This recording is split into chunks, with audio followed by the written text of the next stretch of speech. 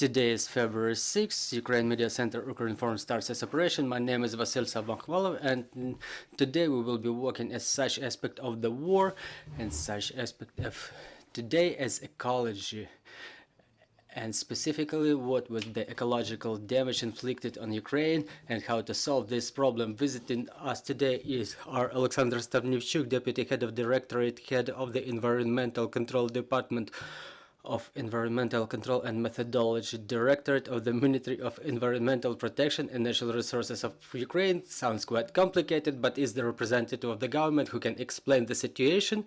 Tatiana, Tymochko, Head of the All-Ukrainian Ecological NGO, Bohdan, Vykhor, Executive Director at WWF-Ukraine, Anastasiia, Skok, Environmental Director at Save Dnipro NGO, and Lorina Fedorova, Sustainable Land Use Specialist at Ecodiya NGO. So maybe the best question will be about our understanding of what is the ecological damage brought by the war. And I think that the first would be most relevant to hear the opinion of the government. Well, good afternoon, everybody. Thanks for your interest in this subject. The full-scale invasion of the Russian Federation inflicted incomparable damage to our country and specifically environment.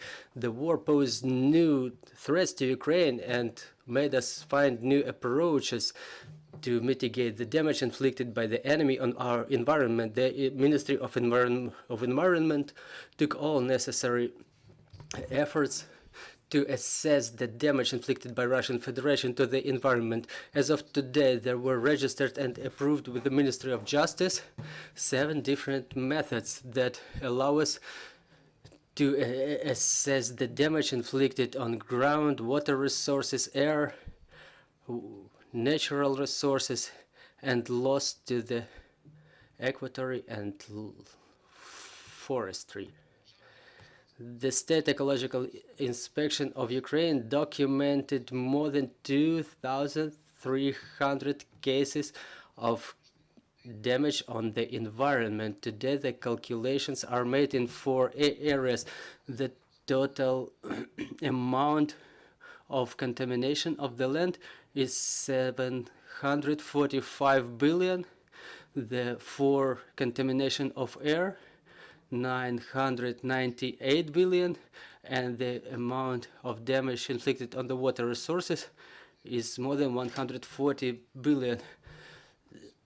So the total amount is about 1,900 billion hryvnias. We're talking about hryvnias here. The damage on the environment is a great damage, and as a result, the total area of occupied allocated ecological areas is more than 190,000 square kilometers. 10 national parks and 2 biospheric areas are under occupation at the moment. The biodiversity at the occupied areas is of world importance. All those areas ended up in ecological catastrophe, and Jaril-Gach and Askania Nova suffered significant damage as a result of occupation. Biloberezhye, Sviatoslava, Sviatigori, and Desnyansky were the mostly damaged by the occupation among all the natural resources and ecological allocated areas. Due to the close location to the front lines, more than 160 specialized regime ecological territories are under threat of full destruction. The endemic environment of endemic habitats of the birds animals and mushrooms ended up on the brink of full elimination. The catastrophic perishment of the Black Sea dolphins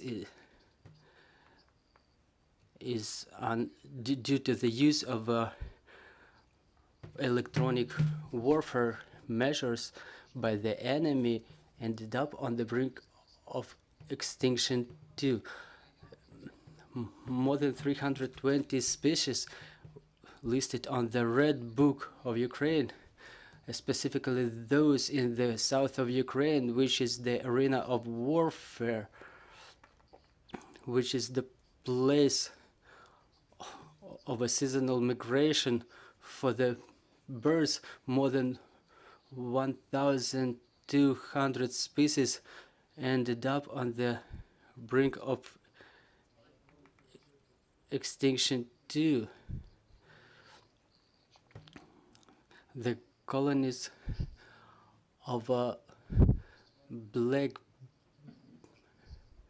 black-beak crane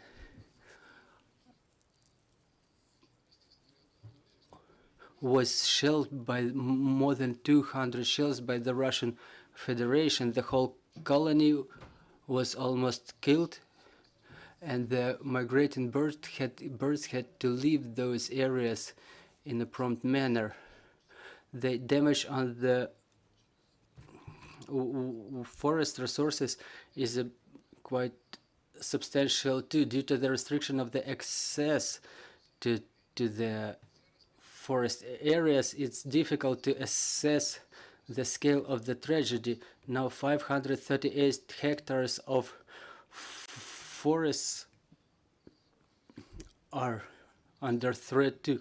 More than 2,360,000 forest trees were damaged and are in need of reconstruction. The areas are being burned, dug with trenches, and decades will be necessary for full renewal of functioning. The water resources suffered too, due to the warfare. The dams, pump stations, and other hydrotechnical facilities, amounting to 500 facilities in total, were damaged due to the war. Those are the main figures which were documented by the Ministry of Environment, that Ministry of Environment keeps track of, and we keep them for further submission to international organizations. Well, we didn't expect it to be in such a profound detail. I thought it will be in just a couple of details, but we had a real scientific report here. So let's ask our other speakers. So what was the damage inflicted, and main thing, what should we do about it now? You might please, when we talk about the damage on environment, we can think that the most impact was inflicted by the full-scale Russian aggression. However, the All-Ukrainian Ecological League, starting from 2014, documents all the facts that were witnessed and that were verified as those with negative impact on the environment.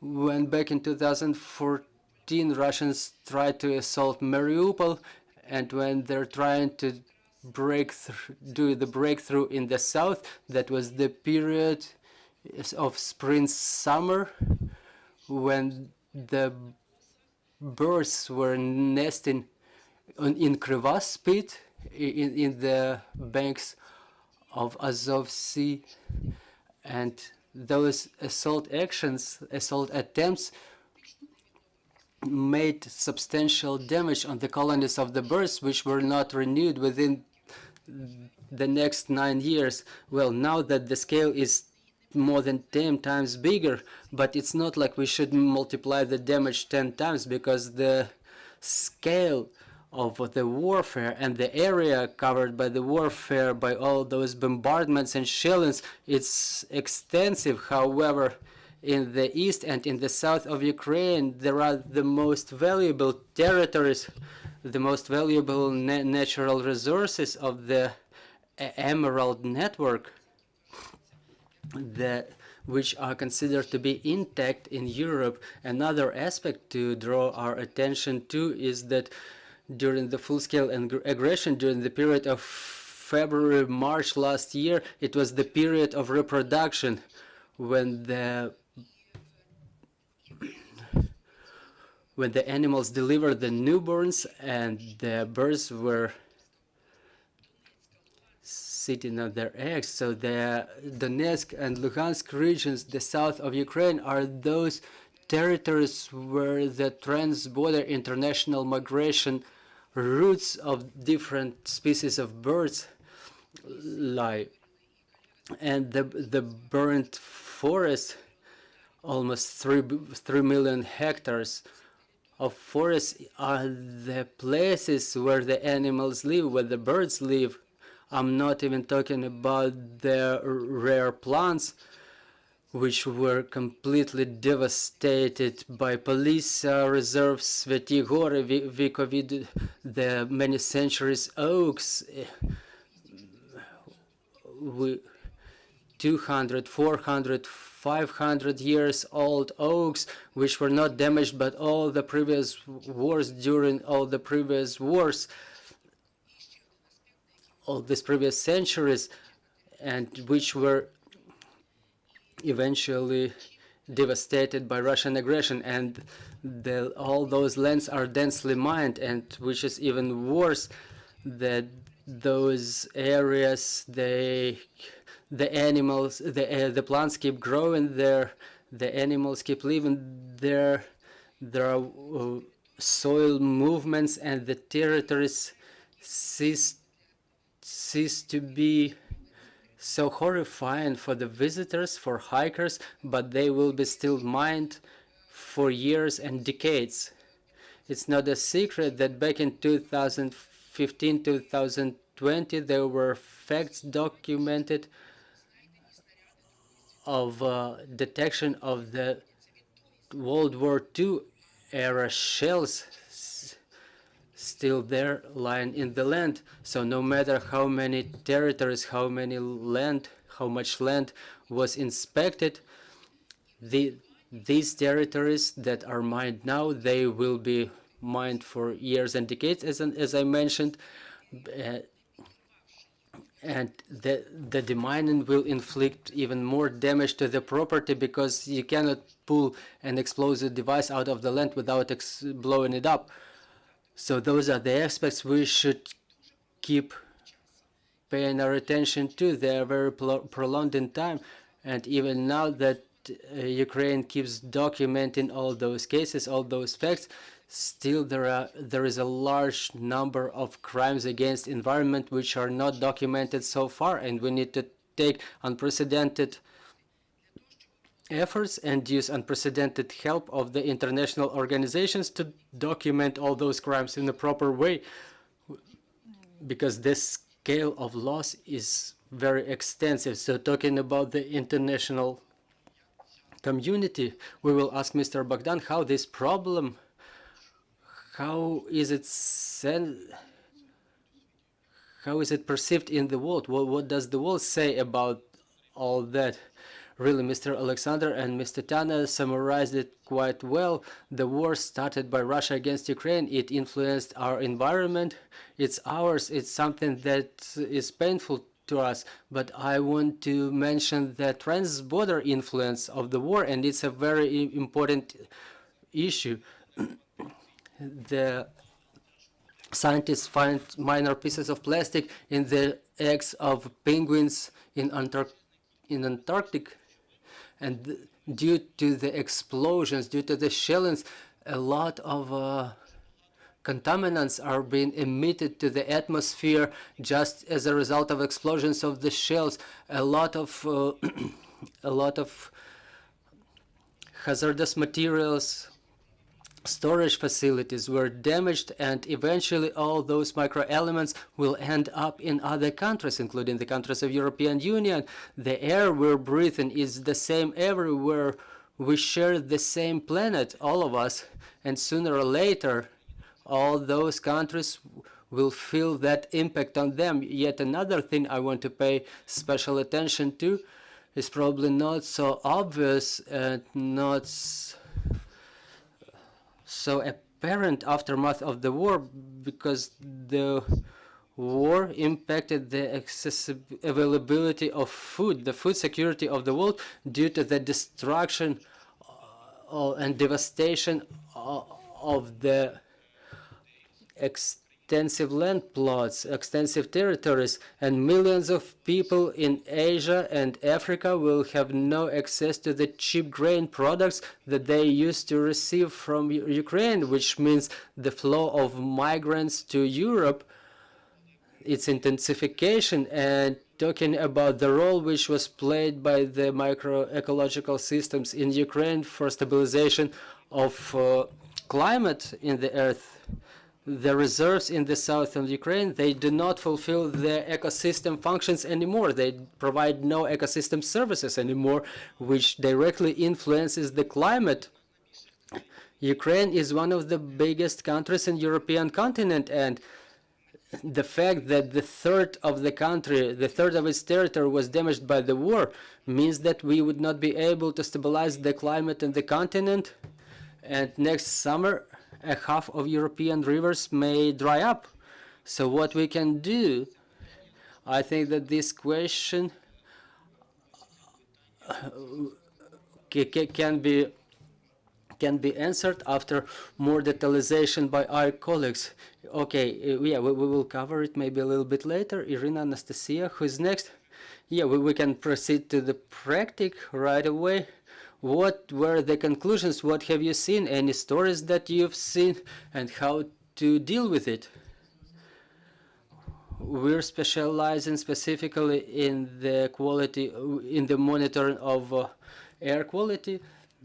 Ukraine is covered with the network of sensors that are both ours and of our partners. We can monitor the condition of the air in different cities online. So if we understand that there was a missile strike or a rocket strike, we can check the sensors near that spot and to see how significantly did it influence the quality. Are the indicators in the red?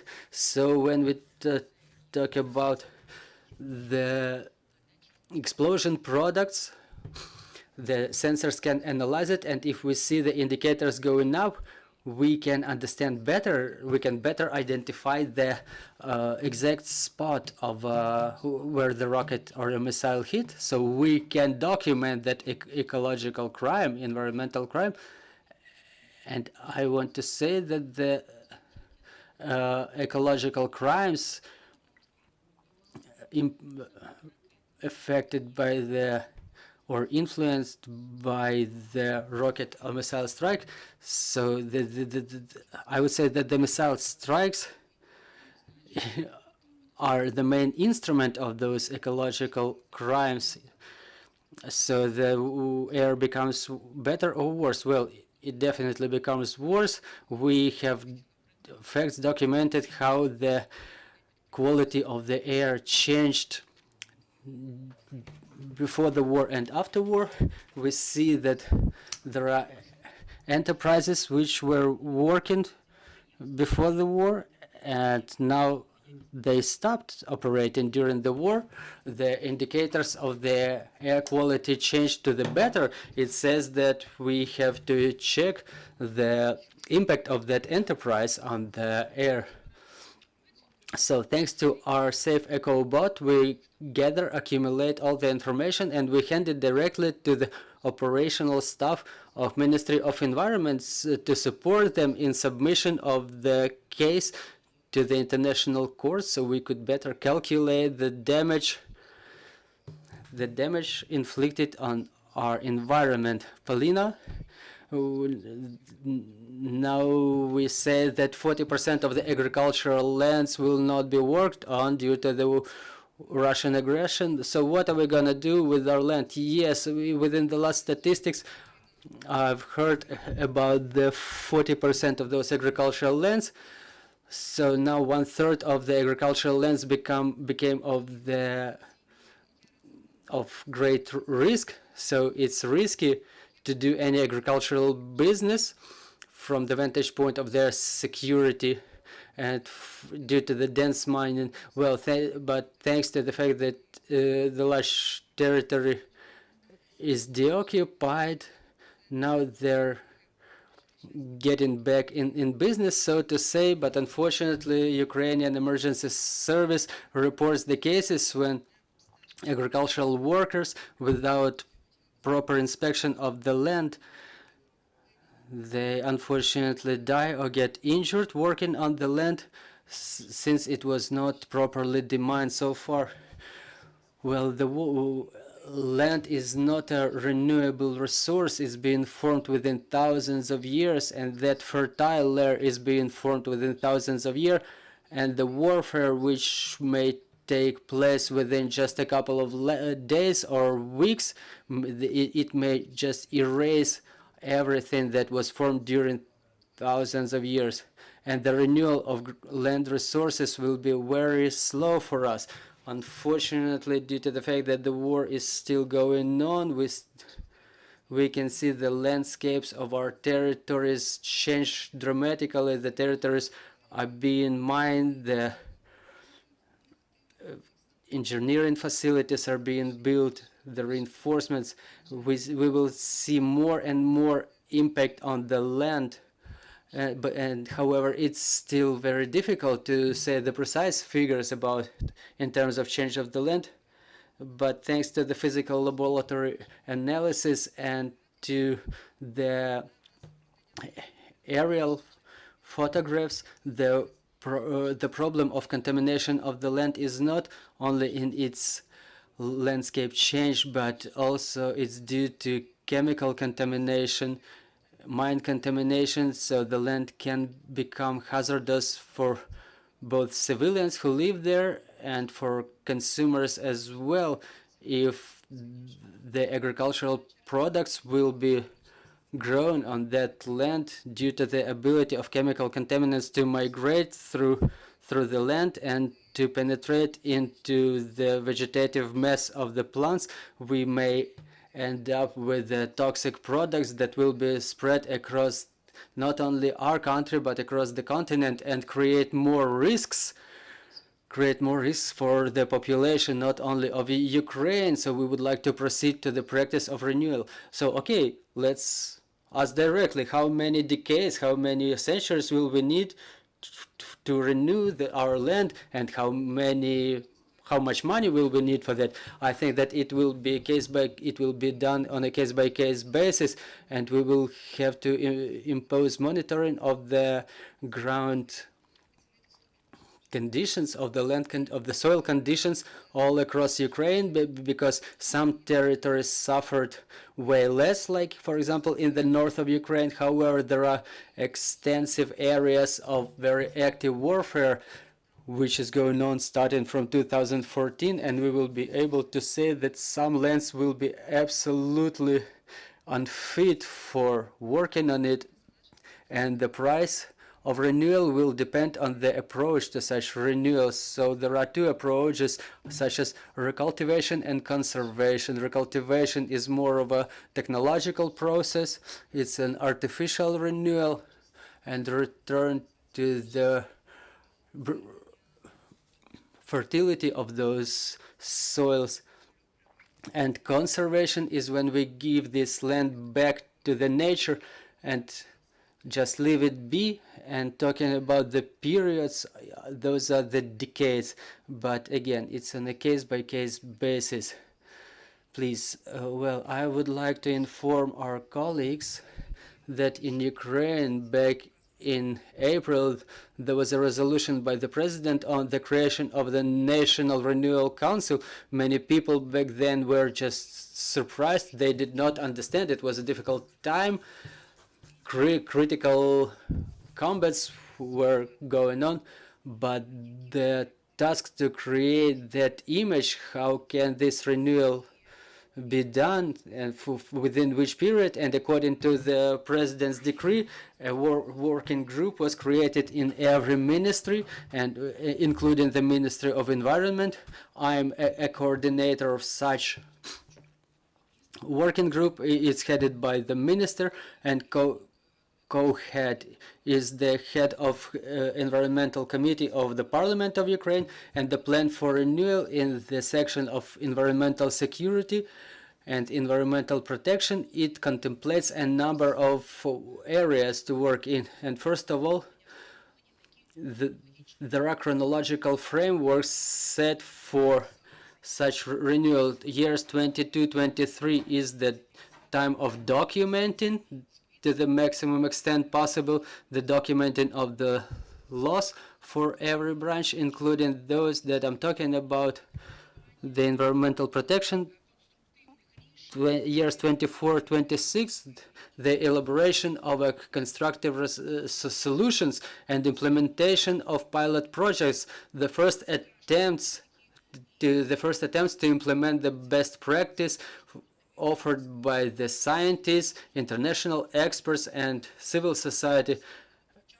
And starting from 2026, we will start the main phase of renewal, and so it will take more than a decade, and it won't be final renewal, because reconstruction of a house or a manufacturing facility is maybe from 1 to 3 years, given the investment support and all the support provided by our international partners. So even the whole sectors of economy may be renewed.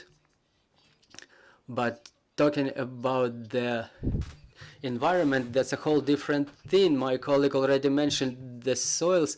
All the representatives of our working team, representatives of a civil society, scientists, and representatives of the ministry, they give preference to the method of first investigation, inspection, and the identification of scale of the fertile land, which is the fundamental of our economy to a certain extent. And besides all those best practices that are offered, recultivation and technological and natural elements of recultivation, but the significant part of the soils should be allocated for conservation, because those lands that will not be demined in the first hand, they will not be accessible, and if they're not accessible, they should be conserved, preserved, and nature knows better how to do it. Okay, but how are we rebuilding our economy then? Well, so this is where our team has cross-sectoral contradictions. We have contradictions with other ministries.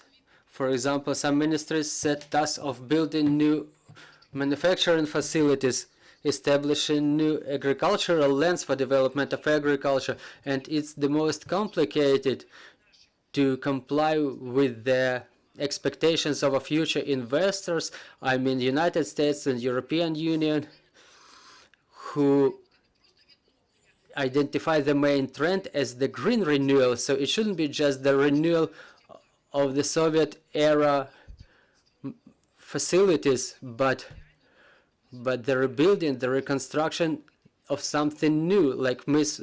von der Leyen says, we have to do something better. We have to rebuild something new, something more up to date. So we have to use new agricultural lands. Ukraine, even before the war, used to be a country with the most percentage of agricultural land, which impacts the environment a lot. Well, maybe even the Ukrainian agriculture was something that was contributing to the climate deterioration to bigger extent. So new cultures, new crops, the new technologies of agriculture may help us in getting the same harvest on the same territories, but on the smaller land plots, and it will help Ukraine to harvest more and to sell more, which would contribute to our budget. As to the manufacturing facilities, you asked, did the air get better in Ukrainian cities? Well, I'll tell you my personal opinion. We were fighting about those metallurgical monsters in Mariupol for decades. We were forcing them to implement new technologies, but they were not enough. Anyways, it was a beautiful city covered in that horrific smog. But now that we know what Russians did to Mariupol, to those enterprises which contributed a lot to the budget, which provided hundreds and thousands of jobs, my heart is bleeding when I hear those numbers. And those old manufacturing facilities, will not be reconstructed. Yes, and it really decreased the emissions. And no matter how big are the losses from the explosions, they do not cover the terrible emissions by the metallurgical enterprises in Kryvyi Rih and Mariupol. And we really did not need so much metal in Ukraine. We had cheap labor force, we had cheap access to the resources, we had low environmental tax. Those were private proceeds, and they also contributed to the budget as well. Yes, but new approaches do not mean that we will not build new manufacturing enterprises, but they will be green. The best accessible technologies, that's the term used in the world, the best standard used all around the world. Well, nobody will think about building any manufacturing facility based on the old technologies, but within the framework of a green renewal in power generation. Well, now that everybody understands that it's better to have the diversified power generation facilities rather than depending on the single source. And those terrible losses for nature, for environment, for infrastructure that are inflicted by Russia currently, they are a challenge for Ukraine, but it's also an opportunity to finally destroy that that Soviet structure of economy which was imposed by Russia, and finally proceed to the manufacturing of products with added value. And that will be the main task of the green renewal of Ukraine. Well, let's go a little bit deeper. Well, now that the world is black and white, on one hand you have a survival factor, the factor of money, work, and on the other hand there are those beautiful pictures of a green renewal that no one knows who would pay for. How do we do it so that the environmental focus remains actual and that it's still in focus of the government? I wanted to add to what Ms. Tatiana said. Well, talking about the green renewal, we have to consider this aspect from a number of vantage points. Our organization is the initiator of legislative changes, and talking about the best environmental technologies, we can refer to the draft law 6064D that contemplated that after the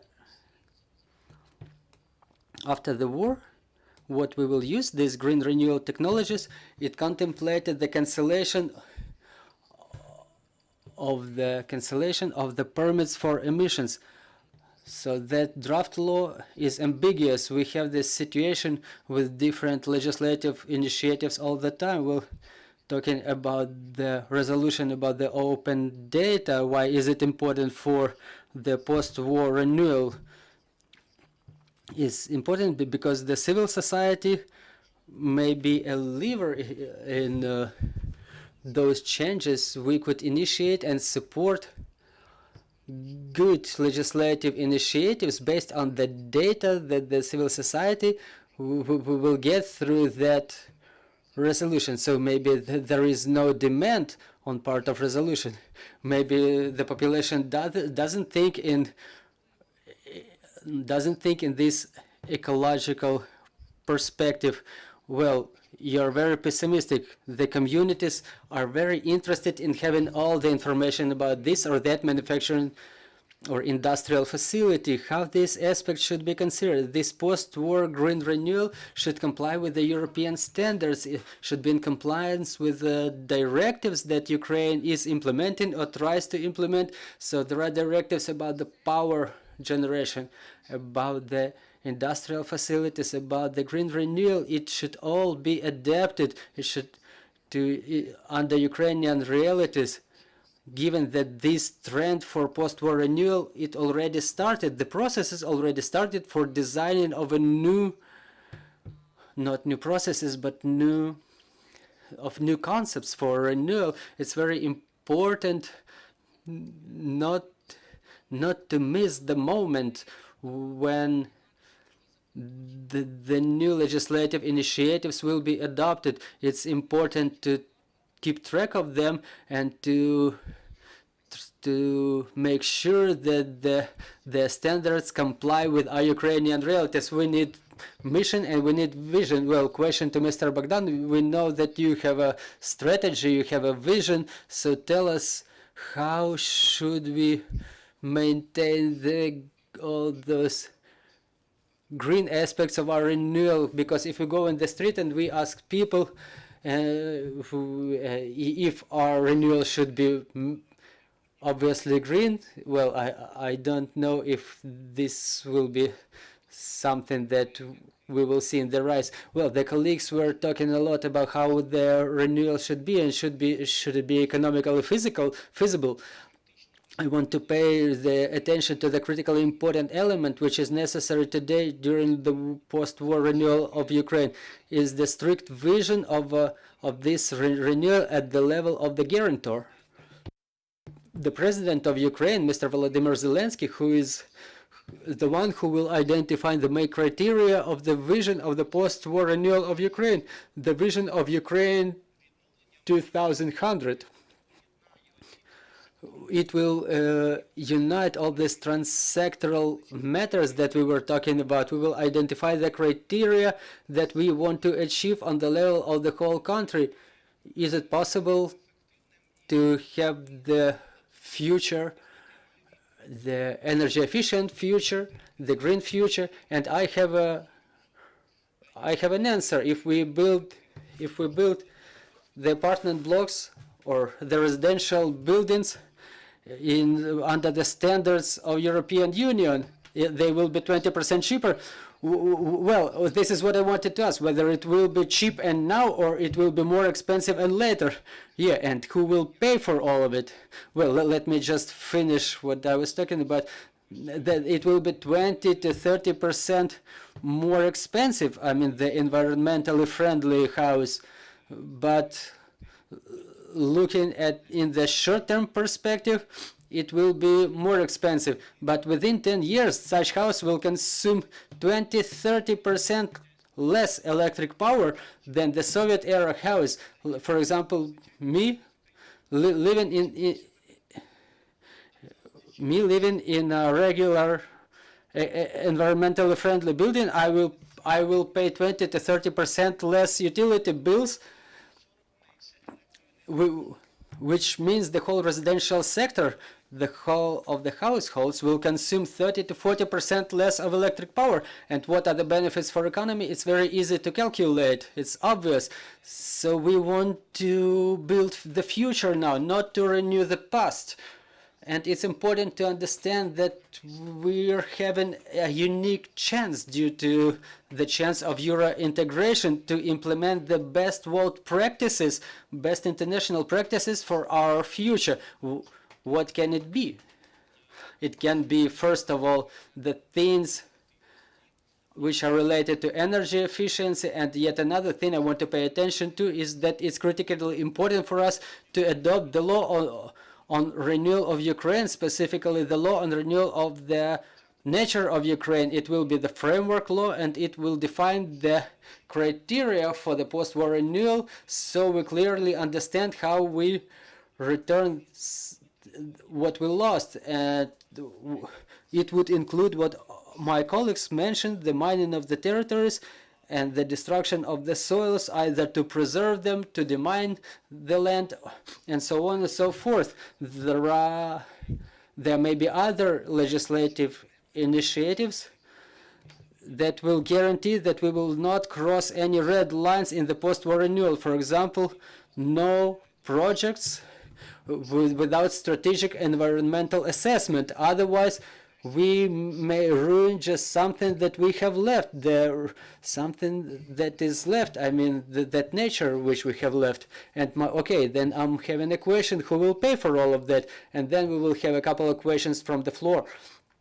Well, I want to say, well, you know it, right? Yes, I do. Well, really? WWF, including our national office, we cooperate with the international office of WWF. It's the biggest nature protection organization in the world, and we actively cooperate on the funding of the post-war renewal of Ukraine. There may be a number of different sources of such funding, including the donations from individuals or grants from European Union or other organizations. The 0% loans for renewal. So the task of the government will be to create the environment for the investors, for those who will want to invest after the war of Ukraine, to create the conditions for the investors to see our territory as a low-risk territory, so they're not afraid to invest money in here. And we will pay a lot of attention to the projects of the post-war renewal for the forests which were affected by the war. They won't be just projects on paper. We want to create forests which will not only provide the ecosystem services, where people will be able to recreate psychologically, because 80% of Ukrainians think that forests are a place for psychological renewal.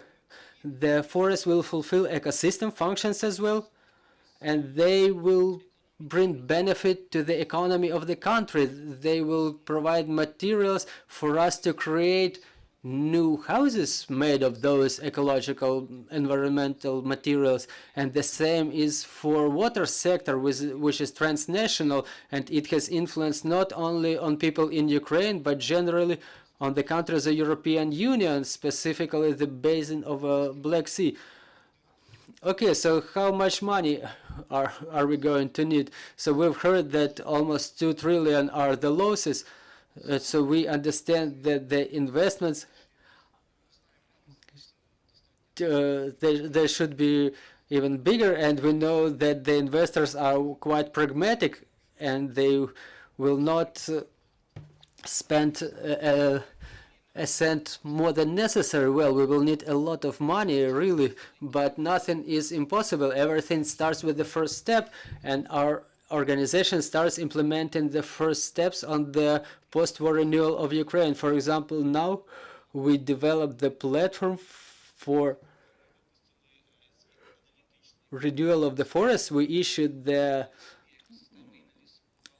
environmental research on the influence of the war on the forests, and those are the tens of millions of dollars just to compensate, and it's extensive. It's a very prolonged process which will take decades, unfortunately. Or may I add something in brief? We were talking a lot about the land preservation today, and in the context of economic value, it's a way more cheap solution rather than recultivation, because that's a very expensive technology. It's tens of dollars for a cubic meter, and in view of the territory of our land, those are some stellar amounts which we will not get out of nowhere, and because there is a big number of other areas of life that we will have to renew. So, and given the compensation that should be given to the that should be provided to the private owners. But all right, look, the war will be over, the ports will open, the agriculture businesses will say, okay, we have to cultivate the land, we need income. What you gonna say? Yes, we have lands that can be used, but we will have to use them in a more efficient manner. I have to emphasize something. You had a question, very sharp question. Who will pay for our green renewal, and would people in the street? Well, regular people, just a common people. The ones sitting here are common people. Yeah, so who will want green renewal? In reality, well, you say farmers will come and say we need to cultivate the land, we have to sell the grain. Well, no single cent, neither American or Euro cent, will be invested in Ukraine. It's already a priori, it's something that goes without saying. It's us discussing here. When Mrs. von der Leyen said that you should do it better than you had before, it means that no single Euro cent will be allocated for the obsolete projects. That's their trend. There is no economy on one hand and beautiful pictures on another hand. No, it's their standard for their business standard, ISG. They mean that you cannot get a loan. You cannot build anything a priori if you don't consider the environmental component. And this national plan for renewal, I want to say we have a lot of organizations in Ukraine.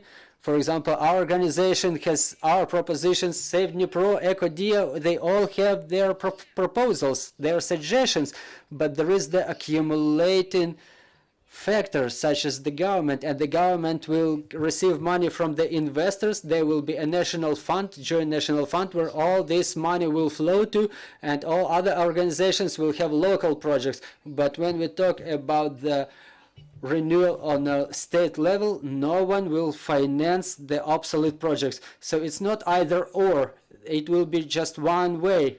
But just as Mr. Bohdan mentioned, it will be economically valuable for Ukraine. It will be economically beneficial, because we will see it with time that it's economically beneficial to preserve the environment.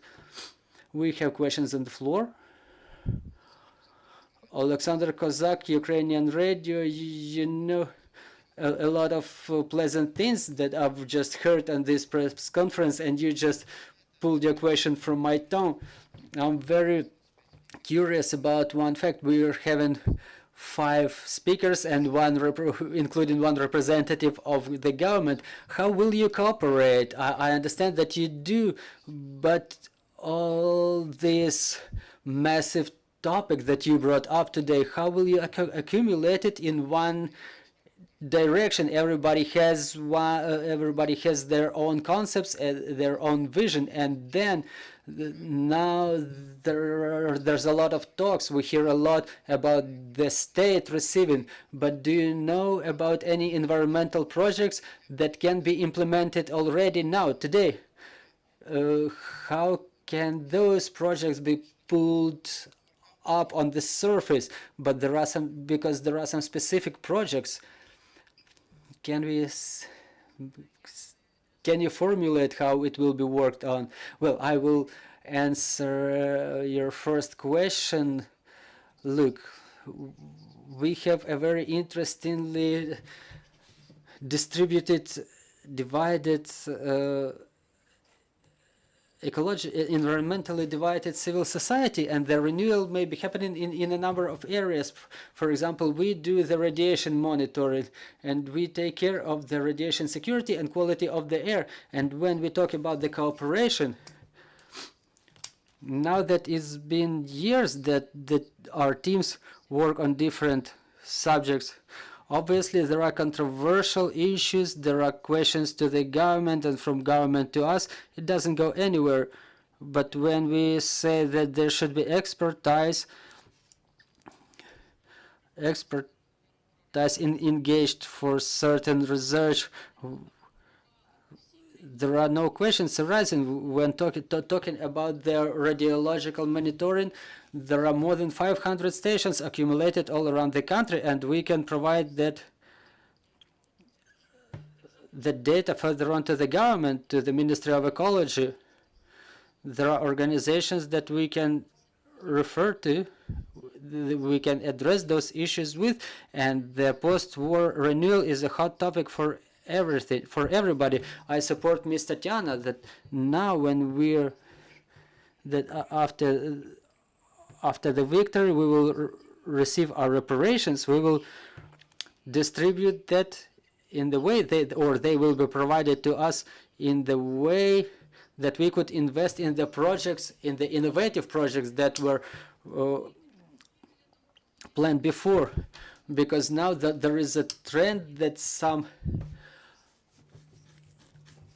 draft laws may be approved under cover of the green renewal, when those post-Soviet monsters may resume their operation as they are or as they were. So we have to keep our hand on the pulse so that we could distribute those reparations in the proper way. Thank you. This is my comment. I would also like to add that given all the diversity of our opinions, our civil organizations and the ministry at this specific phase, we have a common task to make this trend in Ukraine, this green trend, in compliance with the European Green Deal, to implement it in all the